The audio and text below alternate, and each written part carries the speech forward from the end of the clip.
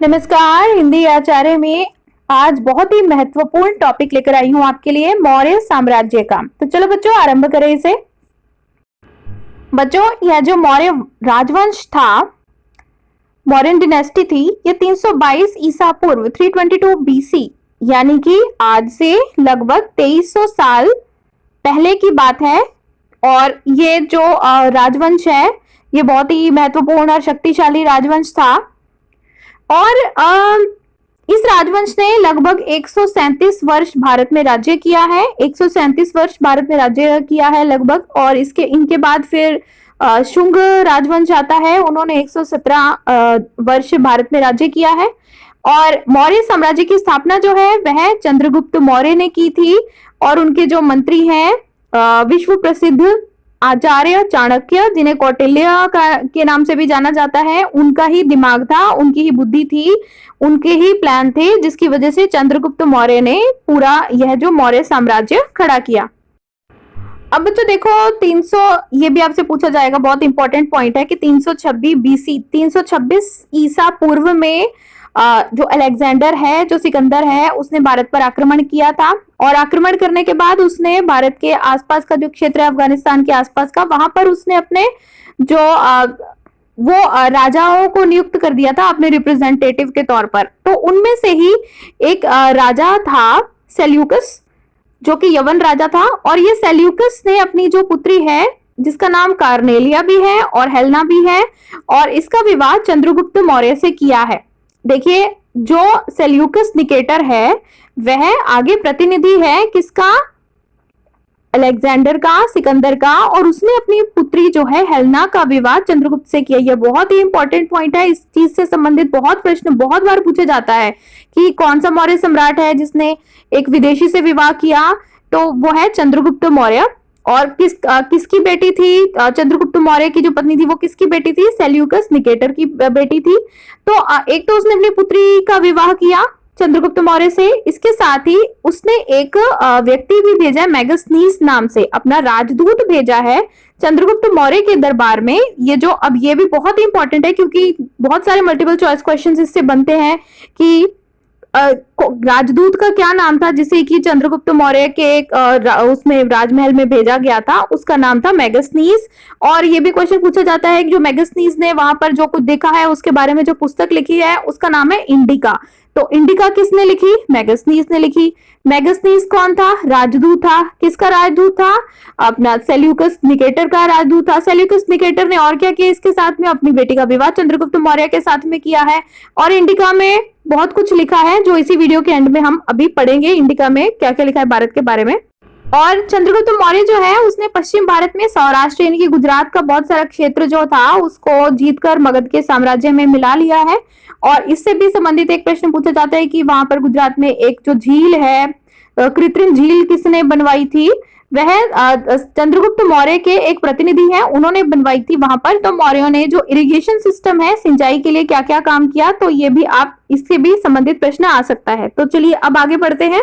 अब चंद्रगुप्त मौर्य के बाद दूसरा मौर्य सम्राट जो है वो है बिंदुसार। बिंदुसार 298 ईसा पूर्व से लेकर 273 ईसा पूर्व तक यह इसका शासनकाल है। और जो चंद्रगुप्त मौर्य का पुत्र था उसका उत्तराधिकारी था। और इसके बारे में वायु पुराण में लिखा है कि इसका नाम मद्रसार है। और जैन साहित्य में इसे सिंहसेन कहा गया है। और यूनानी लेखक इसे अभिलोचेट्स कहते हैं। तो बच्चों यहाँ पर एक बार फिर से मैं आपको बता दूं, बिंदुसार जो है वह चंद्रगुप्त मौर्य का पुत्र है, सम्राट है मगध का। इसी तरह से एक बिंबिसार भी थे जो कि इनसे बहुत समय 150 साल पहले हो चुके हैं, हर्यंक वंश के थे वो। बिंदुसार जो है वह मौर्य वंश का है जो कि अशोक का पिता और चंद्रगुप्त मौर्य का बेटा है। जबकि बिंबिसार जो है वह हर्यंक वंश को आरंभ करने वाला शासक है और उसका आगे बेटा अजातशत्रु है। इन्होंने भी मौर्य साम्राज्य इन्होंने मगध साम्राज्य को आगे बढ़ाने की बहुत ही कोशिश की है। तो चलिए अब आगे बढ़ते हैं। जो बिंदुसार है वो उसके समय पर भारत का जो पश्चिम एशिया के साथ में जो व्यापार बहुत ही अच्छा था। और इसीलिए बिंदुसार के दरबार में सीरिया के राजा एंटियोकस ने डाईमाइकस नाम का राजदूत भी भेजा था। तो देखिए एक राजदूत, बहुत इंपॉर्टेंट क्वेश्चन उससे बनते हैं कि जिसने इंडिका लिखी है, मैगनीज कौन था, किसने भेजा था, पढ़ चुके हैं हम। ये चंद्रगुप्त मौर्य के समय पर। अब इसके बाद बिंदुसार, उसका बेटा बिंदुसार के समय पर जो सीरिया के राजा एंटियोकस ने डायमाइकस नाम का राजदूत भेजा था। तो डायमाइकस लिख देंगे आपको प्रश्न में, किसने भेजा था? सीरिया के राजा ने। सीरिया के राजा का क्या नाम है? एंटियोकस है। तो बिंदुसार और बिंबिसार में भी आप फर्क समझ गए होंगे, बच्चे इसमें बहुत ज्यादा कंफ्यूज होते हैं। तो बिंदुसार मौर्य सम्राट हैं, अशोक के पिता हैं, और बिंबिसार हर्यंक वंश के हैं, और वह पुराने समय पर थे जब मगध अभी बहुत बड़ा राज्य, महासाम्राज्य नहीं बना था, अभी छोटा था, जितना मौर्यों के समय पर बना उससे काफी छोटा था। आगे बढ़ेंगे। इसके बाद इनके पुत्र अशोक सिंहासन पर बैठते हैं, और उन्होंने जो अभिलेख लिखे हैं, शिलालेख लिखवाए हैं, शिलालेखों से ही अशोक की बहुत ही प्रसिद्धि हुई है। उन्होंने अपने आप को राजा कहा है, देवानाम प्रिय कहा है, यानी कि देवताओं का प्रिय कहा गया है, अपने आप को इस उपाधि से संबोधित कहा है, और उनको कई लेखों में उनका नाम अशोक भी लिखा गया है, और कई पुराणों में उनका नाम अशोक वर्धन है। अब मौर्य के राजकाज व्यवस्था के बारे में पढ़ लेते हैं। मौर्य समय में जो मुद्रा थी, यह कौन सी थी? ये बहुत प्रश्न पूछा जाता है। पण थी। क्या मुद्रा थी? पण। तो अर्थशास्त्र में भी जो कौटिल्य ने लिखा है अर्थशास्त्र, तो इसमें भी पणों के बारे में उल्लेख मिलता है। सबसे कम वेतन जो है वह 60 पण होता था, और सबसे ज्यादा वेतन जो है वह 48,000 पण था। तो क्या है मुद्रा? उनकी पण। तो जब चंद्रगुप्त मौर्य बूढ़े हो जाते हैं, उन्होंने संन्यास ले लिया था। उनके गुरु जैन थे, एक जैन मुनि जिनका नाम भद्रबाहु था, उसके साथ वो कर्नाटक चले गए थे।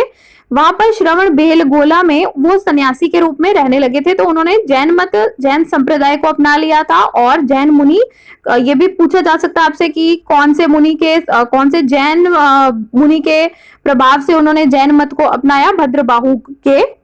और इसके बाद अशोक जो है, उन्होंने भी कलिंग युद्ध के बाद में बौद्ध मत को अपना लिया था, और अपनाने के बाद उन्होंने अपने जीवन को में इसको उतारने की भी कोशिश की। शिकार करना भी छोड़ दिया, पशुओं की हत्या करना भी छोड़ दी। मनुष्य और जानवरों के लिए बहुत सारे चिकित्सालयों, आरामगाह आदि, अस्पतालों आदि की भी उन्होंने स्थापना करवाई है। अब आगे बढ़े। देखिए मौर्य साम्राज्य में का जो एडमिनिस्ट्रेटिव स्ट्रक्चर है, देखिए मध्य देश जो है वह है प्राची। तो प्राची किस एरिया, इसकी राजधानी क्या थी? पाटलिपुत्र। उसके बाद उत्तरापथ था। उत्तरापथ यानी कि जो कि नॉर्थ की तरफ, उत्तर की तरफ रास्ता जो जाता है, इस एरिया में जो जो क्षेत्र पड़ते थे। तो यहाँ पर जो एडमिनिस्ट्रेटिव हेडक्वार्टर है वह है तक्षशिला। ठीक है, तक्षशिला राजधानी है, मुख्य नगर है उत्तरापथ का। फिर दक्षिणापथ है। दक्षिणापथ का जो है सुवर्णगिरी है, वह उसका मुख्य एडमिनिस्ट्रेटिव हेडक्वार्टर कह सकते हैं आप इसको। और अवंती राष्ट्र की उज्जैनी है। अवंती राष्ट्र की जो एडमिनिस्ट्रेटिव हेडक्वार्टर है वह है उज्जैनी। और कलिंग का प्रशासन, और ये जो इनके जो प्रांत हैं, इनका जो हेड गवर्नर के तौर पर आर्यपुत्र, जो कि राजवंश, जो कि प्रिंसेस होते थे, उनको ही गवर्नर के तौर पर इन प्रोविंसेस में भेजा जाता था। और इसके बाद अब देखिए मौर्य साम्राज्य में एक तो ये भी चीज थी कि अनुशासन बनाए रखने के लिए, यहाँ पर अपराधों पर नियंत्रण रखने के लिए पुलिस की भी व्यवस्था थी। ये पहला साम्राज्य है जिसमें पुलिस की भी व्यवस्था थी। आप वैसे भी आप समझ सकते हो कि इतना बड़ा साम्राज्य होगा तो आपको उसको लॉ एंड ऑर्डर रखने के लिए पुलिस तो चाहिए होगी। तो सबसे पहली बार पुलिस किसने बनाई है भारत में? तो अंग्रेजों ने नहीं, मौर्य साम्राज्य में बनाई गई है। ठीक है बच्चों, और ये पुलिस को रक्षित कहा जाता था। अब देखिए जैसे म्युनिसिपल कॉर्पोरेशन होती है, ऐसे ही जो शहर का जो मुख्य अधिकारी होता है उसे नागरिक कहा जाता था। तो शहर का मुख्य अधिकारी नागरिक। और कौटिल्य के अर्थशास्त्र में नगर प्रशासन में कई विभागों के बारे में भी उल्लेख किया है, जैसे कि लेखा विभाग अलग था, राजस्व विभाग इनकम टैक्स का, और खान और खनिज का विभाग अलग था, रथ विभाग अलग था, सीमा शुल्क विभाग और टैक्सेस का डिपार्टमेंट अलग था, कर विभाग था। इस तरह से अलग अलग विभाग थे मौर्य शासनकाल में। एक तो पुलिस जो बहुत ही महत्वपूर्ण पॉइंट है मौर्य शासनकाल का, जिसको रक्षित कहते थे। दूसरा पॉइंट है कि उन्होंने पूरे मौर्य साम्राज्य में गुप्तचरों का, यानी कि जासूसों का बहुत बड़ा जाल बिछा दिया था, जो कि राज्य पर किसी भी तरह का कोई बाहरी आक्रमण हो या आंतरिक विद्रोह हो, उसकी खबर सेना तक, प्रशासन तक जरूर पहुंचा दिया करते थे। तो ये जो स्पाई सिस्टम है उनका, गुप्तचरों का सिस्टम है, ये भी बहुत ही मजबूत था मौर्यों का। तो अब बच्चों अब बात करते हैं कि मौर्य साम्राज्य इतना बड़ा, जैसे पहला हमने मैप देखा उसमें दक्षिण भारत के कुछ क्षेत्र को छोड़कर अफगानिस्तान तक पूरा मौर्य साम्राज्य फैल गया था। तो जब धीरे धीरे ये कम होना आरंभ होता है, इसका पतन होना आरंभ होता है, इसकी अब हम कारण पढ़ लेते हैं कि एक तो जो उत्तराधिकारी थे वो योग्य नहीं थे, दूसरा अत्यधिक केंद्रीकरण था, यानी कि सेंट्रलाइजेशन बहुत ज्यादा थी, यानी कि सब कुछ पाटलिपुत्र ही डिसाइड करता था। तो पाटलिपुत्र यानी कि राजधानी या जो राजा था या सम्राट था उसके ही हाथों में सब कुछ था। तो इससे तो ये होगा ही कि विद्रोह तो होंगे ही फिर। और फिर राष्ट्रीय चेतना का अभाव था, यानी कि मगध ने पूरे भारत को एक तो कर दिया, लेकिन क्या भारत के जो अलग अलग प्रांत हैं क्या वो सच में भारत का हिस्सा बनकर रहना चाहते हैं, या वो अपने आप को ही राजा कहलाना चाहते हैं, वो भारत के हिस्से के तौर पर अपने आप को नहीं देखते थे। तो राष्ट्रीय चेतना का बहुत ही अभाव था, यह भी एक कारण है। और आर्थिक और सांस्कृतिक असमानताएं थी, यह भी एक कारण हो सकता है, अलग अलग उनके सांस्कृतिक थे। और इसके साथ प्रांतीय शासकों का अत्याचार भी था, कर बहुत ज्यादा थे, और अशोक की धम्म की नीति, अशोक ने जो धम्म की नीति, इसके बारे में हम पढ़ेंगे। तो अशोक की धम्म की जो नीति है, इस वजह से भी बहुत सारे लोग नाराज हो जाते हैं, क्योंकि उनको लग रहा था कि ये जो बौद्ध मत है उसको थोपा जा रहा है सम्राट के द्वारा। और इसी तरह से अमात्य जो है, जो मिनिस्टर्स हैं, उनके भी बहुत सारे अत्याचार होते थे। तो बहुत सारे कारणों में से कुछ कारण, ये भी 7-8 कारण हो सकते हैं कि मौर्य साम्राज्य का पतन हो गया। फिर भी 125 साल से ज्यादा मौर्य साम्राज्य रहा है और इसने भारत को एक सूत्र में बांधा है, और इसके साथ ही मतलब बहुत ही अच्छी राज्य व्यवस्था भी चलाई है। अब इसके बारे में थोड़ा और पढ़ते हैं। अब बच्चों देखो, थोड़ा और इंफॉर्मेशन मगध के बारे में जानेंगे मौर्य साम्राज्य के थ्रू कि मगध साम्राज्य ही क्यों इतना फैला। देखिए, और बहुत सारे महाजनपद हैं, 16 महाजनपद हैं, और उनकी अपनी राजधानियां हैं, सब अच्छे थे, ठीक ठाक उनका भी कार्य चल रहा था। लेकिन मगध साम्राज्य, मगध महाजनपद ही साम्राज्य क्यों स्थापित कर सका, इसका क्या कारण है? बहुत सारे कारण है। ये भी मल्टीपल चॉइस क्वेश्चन में आपसे प्रश्न पूछा जा सकता है। बहुत सारे कारण उन्होंने लिखे होंगे और आपको उसमें से कारण बताने होंगे कि इन कारणों की वजह से जो मगध साम्राज्य है वह ही इतना महत्वपूर्ण क्यों बन पाया। तो देखिए, एक तो मगध में गंगा और सोन नदियां बहती थी, जिसकी वजह से उनको ट्रांसपोर्टेशन में, यातायात के साधन के तौर पर भी और सिंचाई के तौर पर भी उनका इस्तेमाल होता था। तो नदियों का पास होना तो बहुत ही महत्वपूर्ण रहा ही है हमेशा से। दूसरी चीज, मगध के आसपास का एरिया बहुत सारा, वहां पर जंगल बहुत ज्यादा थे और जंगलों में हाथी बहुत ज्यादा थे। तो हाथी एक बहुत ही बड़ा कारण रहा है।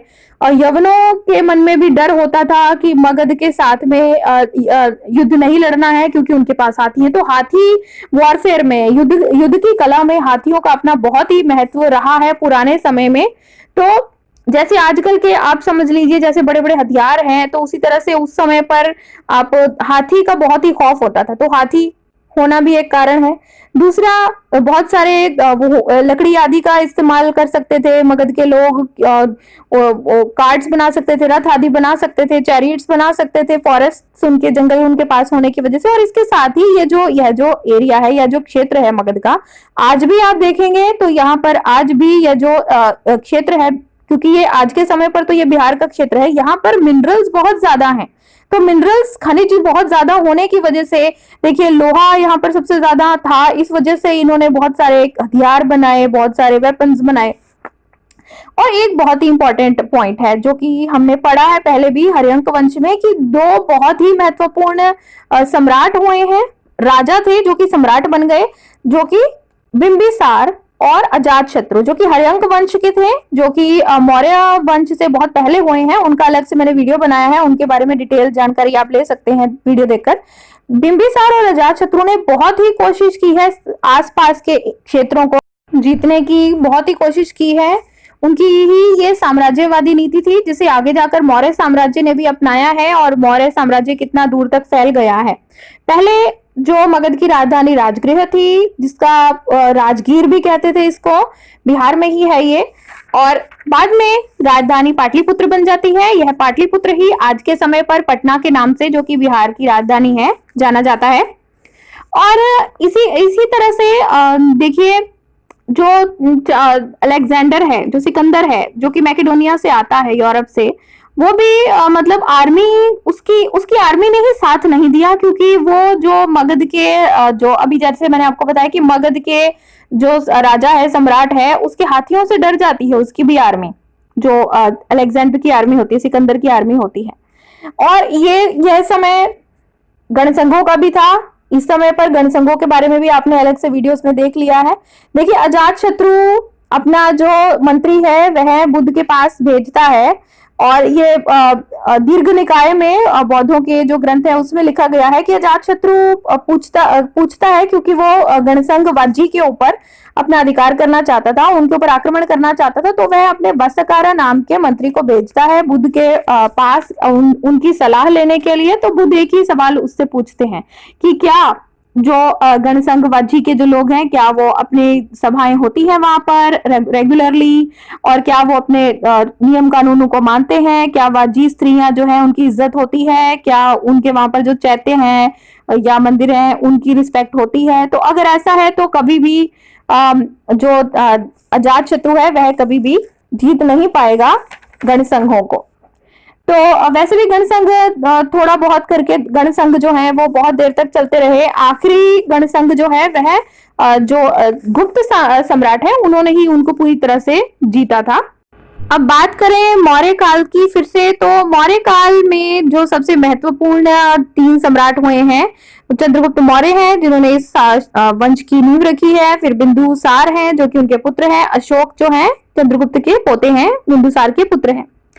और लगभग 2300 साल पहले मौर्य साम्राज्य हम पढ़ चुके हैं। और अर्थशास्त्र किसने लिखा? अर्थशास्त्र चाणक्य ने लिखा, कौटिल्य ने लिखा।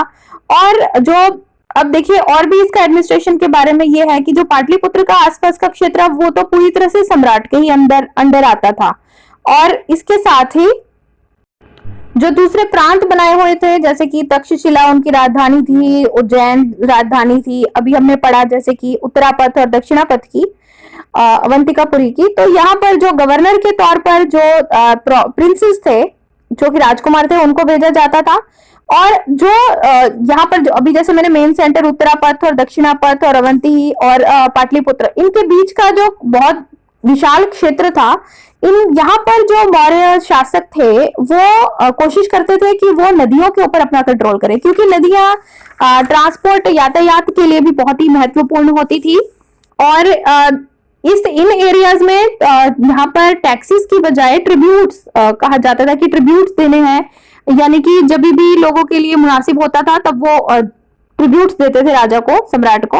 और अर्थशास्त्र और भी बताता है, अर्थशास्त्र में यह भी एक उल्लेख मिलता है कि जो नॉर्थ वेस्ट है, पश्चिमोत्तर प्रांत है, वो कंबलों के लिए महत्वपूर्ण है मौर्यों के लिए, और जो दक्षिण भारत है वह सोना और कीमती पत्थरों के लिए बहुत ही महत्वपूर्ण है। और बीच में जो फॉरेस्ट का एरिया पड़ता था, जो जंगलों का क्षेत्र पड़ता था, यहाँ पर वो कुछ ना कुछ हद तक, काफी हद तक इंडिपेंडेंट रहते थे। कभी कभार उनको फॉरेस्ट से मिलने वाली चीजों को देना होता था। और देखिए जो मैगसनीज है, इसने भी इंडिका, सेल्यूकस निकेटर ने इसे राजदूत के तौर पर भेजा था चंद्रगुप्त मौर्य के कोर्ट में, और ये एम्बेसडर था, राजदूत था। अब ये बताता है, जैसे कि मैंने आपको स्टार्टिंग में बोला था कि एंड में पढ़ेंगे इसके बारे में, तो ये बताता है अपने इंडिका में, इसने बुक लिखी है इंडिका, इसने बताया है कि देखिए जब चंद्रगुप्त मौर्य निकलता है अपने पालकियों के साथ में, तो उसके एक तो सोने की पालकी है उसकी, और उसके आसपास जो हाथियों पर उसके गार्ड जो हैं वो बैठकर उसकी सिक्योरिटी करते हैं, और हाथियों को भी सोने से सजाया गया है।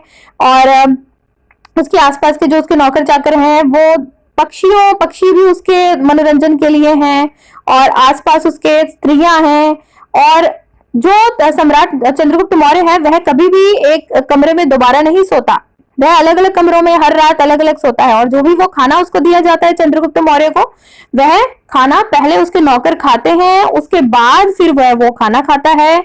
और जो देखिए जो घरों के बारे में बताया है कि जो पाटलिपुत्र के बारे में, कि पाटलिपुत्र का जो 570 टावर्स थे, 64 इसमें गेट थे, और जो घर थे वो लकड़ियों के बने हुए थे, और जो राजा का महल है वह भी लकड़ी का ही बना हुआ है। और जो अशोक है, सम्राट अशोक के बारे में पढ़ेंगे कि उन्होंने एक तो बहुत सारे अपने शिलालेख यानी कि पत्थरों पर उन्होंने अपने मैसेज खुदवाए हैं, और या इन्होंने प्राकृत भाषा का इस्तेमाल किया है, जिस ब्राह्मी लिपि का इस्तेमाल किया है। बहुत ही इंपॉर्टेंट है, ध्यान से सुनिए दोबारा कि भाषा कौन सी है, प्राकृत। संस्कृत भाषा नहीं है, क्योंकि आम लोग प्राकृत बोलते थे उस समय पर, तो प्राकृत संस्कृत से ही बनी है, संस्कृत का थोड़ा आसान रूप कह सकते हो आप इसको। तो प्राकृत भाषा में उन्होंने अपने मैसेज खुदवाए हैं, और इसके साथ ही उन्होंने जो लिपि का इस्तेमाल किया है वह ब्राह्मी लिपि का इस्तेमाल किया है। जो भारत में शिलालेख मिले हैं मैं उनकी बात कर रही हूँ, जो अफगानिस्तान कांधार आदि में जो शिलालेख मिले हैं उसके लिए आप दूसरा वीडियो मेरा देख सकते हो, डिटेल में मैंने कांधार शिलालेख के बारे में अलग से वीडियो बनाया है। तो सम्राट अपने बारे में बहुत कुछ लिखता है इन शिलालेखों में, जैसे कि बताता है कि अशोक ने लिखा है कि 8 साल मैं राजा बना रहा, और फिर मैंने जब कलिंग को जीता है 1.5 लाख लोगों को पकड़ा गया, 1 लाख लोगों को मारा गया, और इस वजह से अब मैंने यह सब छोड़ दिया है। जब भी किसी एरिया पर, क्षेत्र पर राज्य किया जाता है तो मासूम लोगों की हत्या की जाती है, और अब मैं धम्म को मानूंगा। तो धम्म क्या है बच्चों?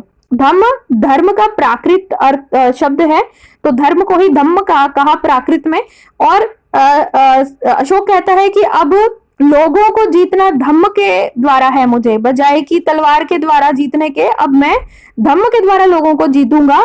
और यह मैं मैसेज अपने आगे आने वाले बेटे और पोतों के लिए भी खुदवा रहा हूं कि वो अब आगे से युद्ध के बारे में नहीं, धम्म के बारे में सोचे।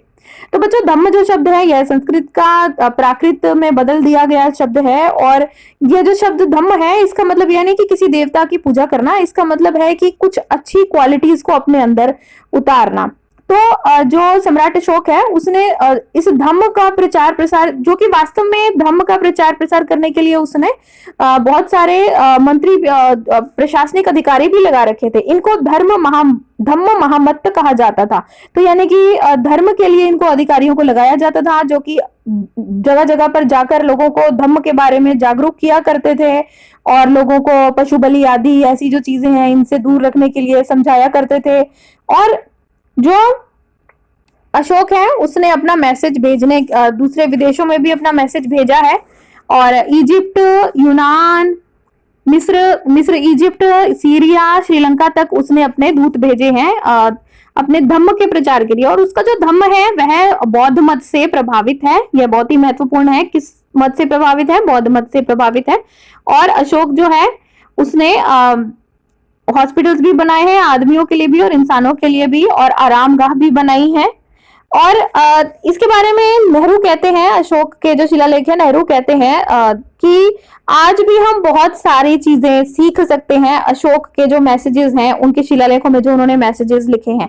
देखिए, जैसे एक मैसेज है कि अशोक ने लिखा है एक शिलालेख में कि यह भी गलत है अपने धर्म की प्रशंसा करना और उसके साथ में दूसरे धर्म की का निंदा करना, दोनों चीजें गलत हैं। हर व्यक्ति को दूसरे के धर्म की इज्जत करनी चाहिए। तो बहुत डिटेल में आपने अलग अलग पहलुओं के बारे में पढ़ लिया है। मौर्य साम्राज्य के चंद्रगुप्त मौर्य ने सेल्यूकस निकेटर को भी हराया था। उसने अपनी पुत्री की शादी कर दी थी। और मेगास्थनीज के बारे में भी आपने सीख लिया है। जो टैक्सेस होते थे इसके बारे में पूछा जा सकता है आपसे कि कितना टैक्स होता था मौर्य काल में। तो जितना भी प्रोड्यूस होती थी, जितना भी कुल उपज होती थी, उसका छठा भाग 1/6 of the total produce land revenue होता था। और मौर्यों के रक्षित यानी कि पुलिस फोर्स तो होती थी, जासूसों का भी अपना सिस्टम था, और इसी तरह से उनकी अपनी एक नेवल फोर्स भी थी। उनका जो था वो नेवी भी थी अपनी मौर्यों की। और बहुत सारे इरिगेशन प्रोजेक्ट्स भी उन्होंने बनाए हैं मौर्यंस ने। लेकिन सभी साम्राज्यों की तरह मौर्य साम्राज्य भी अंत होता है, और बहुत सारे कारण हैं जो हम पढ़ चुके हैं। शायद धम्म की नीति या जो एडमिनिस्ट्रेटर्स हैं उनका जो जुल्म है, उस वजह से टैक्सेस ज्यादा होने की वजह से, बहुत सारे कारणों की वजह से मौर्य साम्राज्य का पतन हो जाता है।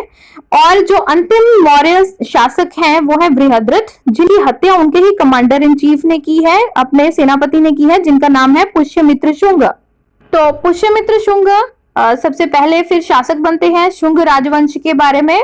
और मैंने शुंग राजवंश के लिए भी अलग से वीडियो बनाया है, वो भी आपको इसी में प्लेलिस्ट में मिल जाएगा। और मौर्य साम्राज्य का अंतिम शासक कौन था? बृहद्रथ था। और मौर्य साम्राज्य का सबसे पहला शासक कौन था? वह था चंद्रगुप्त मौर्य। किसकी मदद से चंद्रगुप्त मौर्य ने साम्राज्य बनाया? चाणक्य की मदद से और उनसे पहले मौर्य राजवंश से पहले कौन राज्य करता था? नंद राजवंश राज्य करता था। उसके बाद मौर्य आते हैं, मौर्य के बाद में शुंग राजवंश राज्य करता है। तो बच्चों आशा करती हूँ आपको बहुत ही ये डिटेल में आपको मैंने मौर्यों के बारे में जानकारी दी है।